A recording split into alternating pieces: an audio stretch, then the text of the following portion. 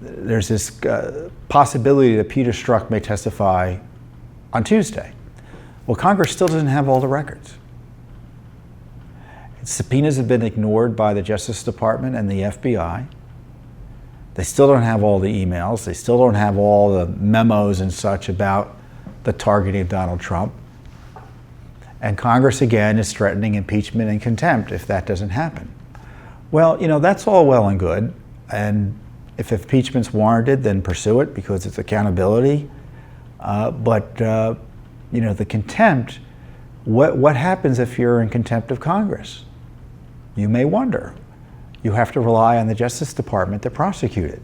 So the Justice Department is going to prosecute congressional contempt against itself or its own top officials. It isn't going to happen. Now, in my view, Congress isn't being strong enough in getting these documents out. If they wanted the documents, they would get the documents. They wouldn't have to threaten contempt or impeachment. But if contempt is to have any meaning for Congress anymore, they have to stop relying on the Justice Department to prosecute. Because the Justice Department usually is the agency that is either defending the refusal to turn over documents, defending the lack of cooperation by government officials or executive branch officials. So what can the Congress do? Well, impeachment can lead to the removal of office from offending officials.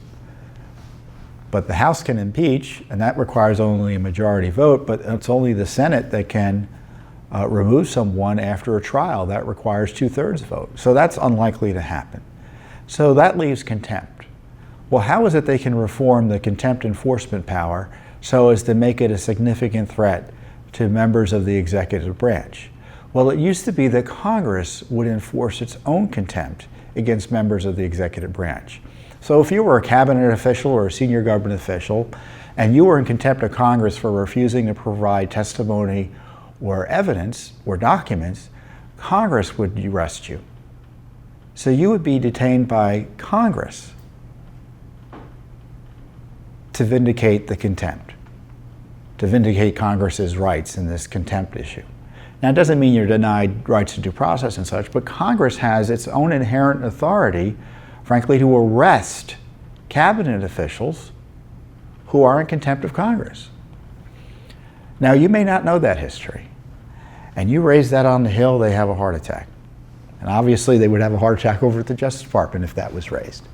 But I tell you, that's the way to do it.